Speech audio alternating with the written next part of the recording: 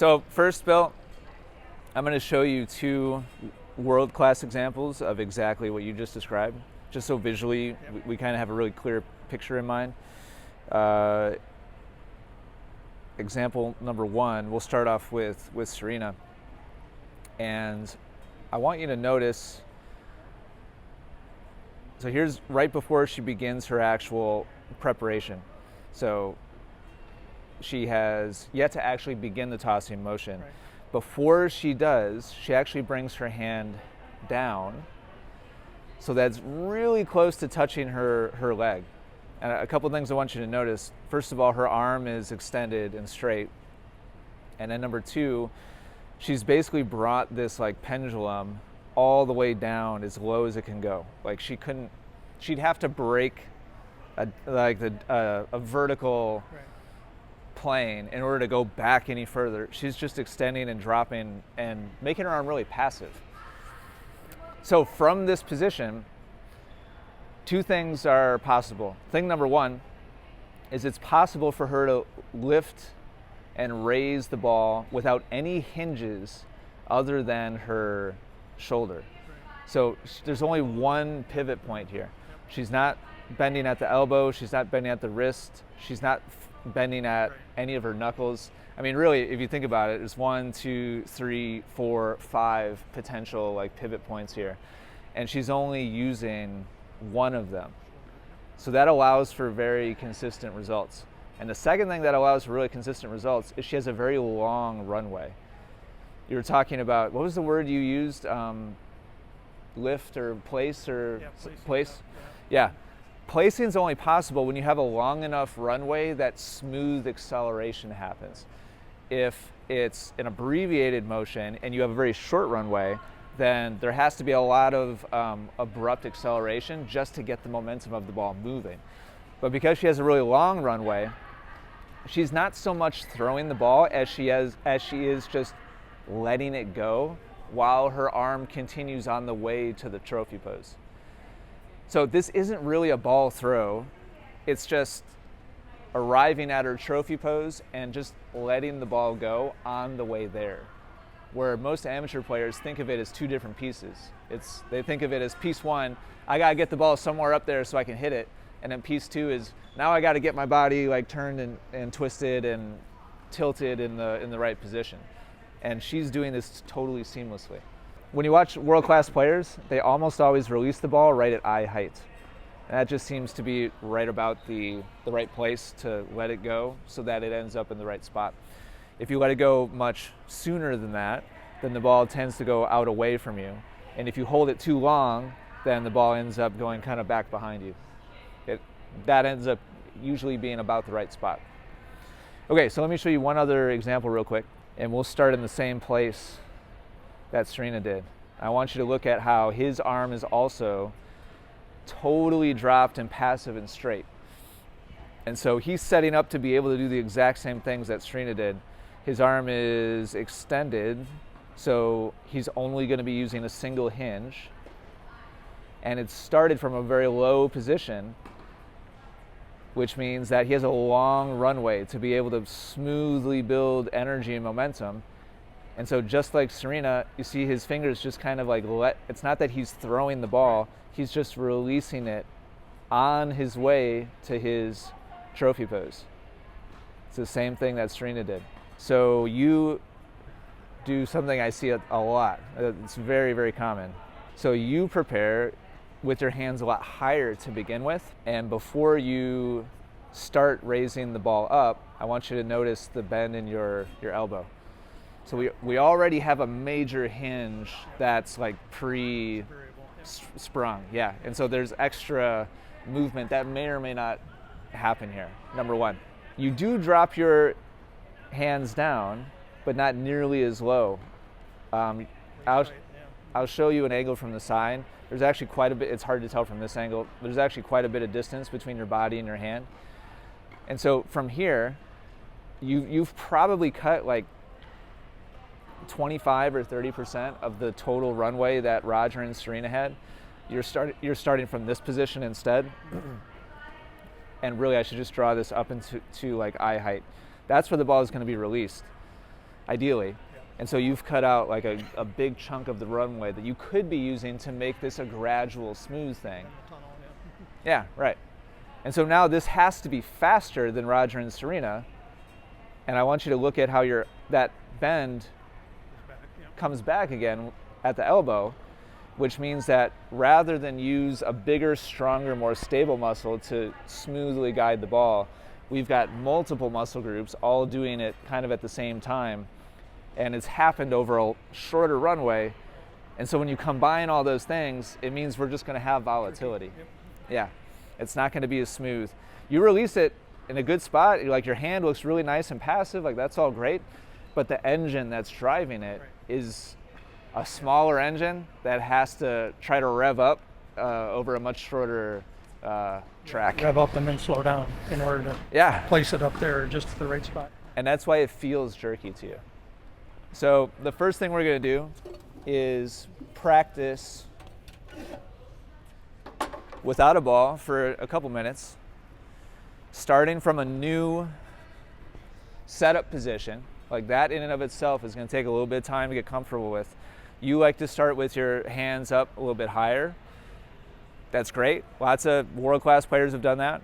But from here, rather than drop just a few inches and stop and go right up into the toss, I want you to practice allowing your hands to come lower first.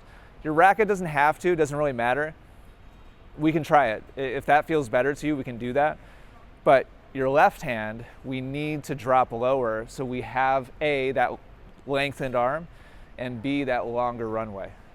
So go ahead and just play with it on your own. Start with your hands the way you normally do. And a trigger I want you to feel for is I want the back of your left hand to touch your leg, yep, before you start initiating upwards. You're not recommending I start like that? No. Yeah, starting here is totally fine, but at some point I like your left hand, that's right, to touch your leg. So go ahead and just practice doing that slowly. Just get a feel for what that might be like if you were to do it for real. Yeah, that's right.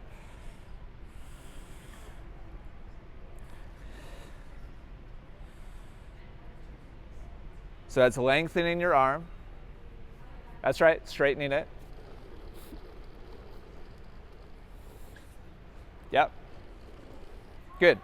And now the second part before we add a ball that I just want you to draw your attention to, you're already doing a pretty good job of, but I just want you consciously to connect the dots here in your head, is once the back of your hand has touched the front of your leg, I want your attention to draw to your shoulder and focus on using only your shoulder to extend your hand upwards.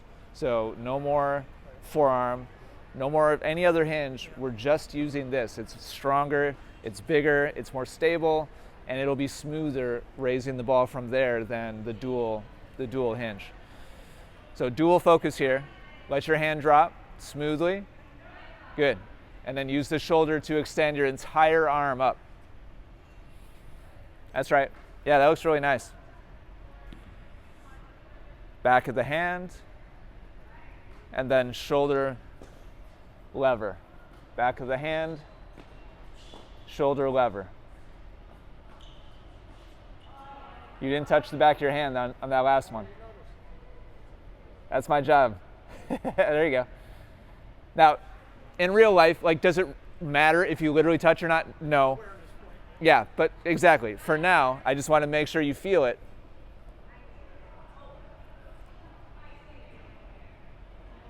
That's right. Good, Bill. Yeah, nice job. So check this out. So first of all, I didn't play it in full speed before. I want you to watch the mechanics. I'm gonna play this in full speed. Watch the flow of your left hand. I want you to watch like the tempo of it and the relative smoothness of how that hand is moving. Yeah, there's an abruptness to it. And now I want you to watch yourself just a second ago. And look at how much longer and smoother this looks. So that's what we're after. Between the lower drop, the straighter arm, and the smoother raise. You can't not be more consistent with your toss this way compared to the old way. It might not be instant because it's different, and you're going to have to become familiar with the new technique. But this is like as close as I can get to guaranteeing like improvement. Like, you can just see mechanically this has to be better once you get comfortable with it. So go ahead, put that ball in your hand, but I want you to alternate between one where you don't let the ball go, and then the next one, let the ball go and actually practice tossing, to further reinforce like the new motion that we're trying to iron in here. So first one without the toss. You didn't quite touch the back of your hand on that one. Did you? Here, let's check. I felt it. It's the black. It throws you off. Yeah, you're probably right. Ooh, we don't have the best angle. We don't have conclusive. Yeah, we don't have conclusive evidence. There you go. That's conclusive. We know that one for sure.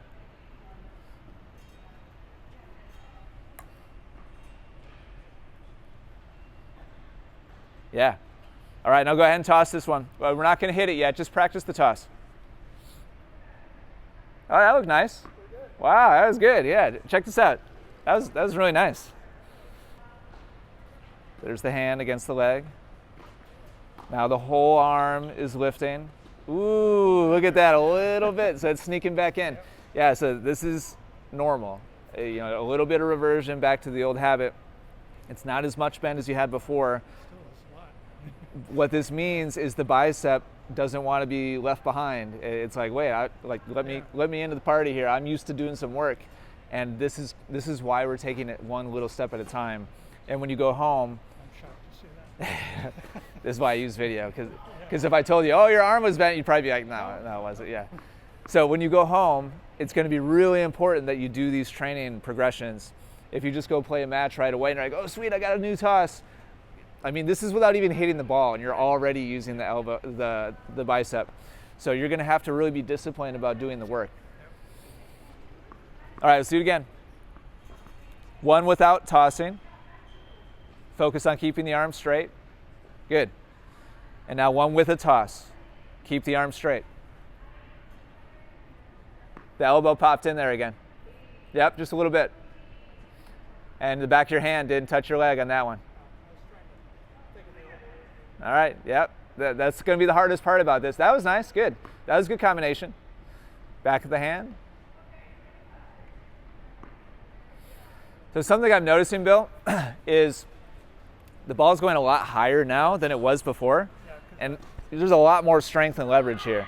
So the good news is you can bring down your effort level probably 20%, 30% from what you were doing before, and that'll further improve the consistency here. So as you practice these, I don't mean to give you like too many things at once, but we got to keep things moving so we can look at the other stuff today. As you practice these, be mindful of the height as well, because you're activating a lot more strength now than what you had before. So keep it smooth and calm. That was nice. That was nice. Good. Back of the hand. A little bit of elbow. Do two without the ball toss, please. Yep. One more like that. Back of the hand and straight arm. Okay? And now with the ball toss. All right, I want to show you the difference real quick. This is why getting better at tennis is hard. So on the left is the one you just did without tossing the ball. I want you to look at your arm position on the way up. We've got a little bit of bend here, but it's not too bad. So that was this one. That's the one that's right there. Now I want you to watch the difference between when you didn't let the ball go and when your brain knows, like, oh, now I have to propel this fuzzy object like up into the air.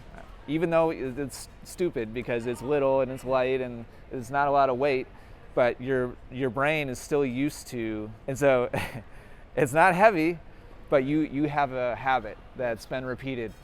Probably your entire tennis career. And so this is going to be the friction or the rub point that may keep you from actually improving this. Is if you just go and just hit serves and think about keeping your arms straight, it doesn't mean your arms are actually going to remain straight. So there's 3 different phases here. Phase 1 is ball in your hand but not letting it go. Phase 2 is letting it go but not hitting the ball. And we can see that's harder for you to do the right thing. And then phase 3, once you're doing phase 2 really well, then move to phase 3, which is I'm going to toss it and I'm going to hit it while focusing on doing it correctly.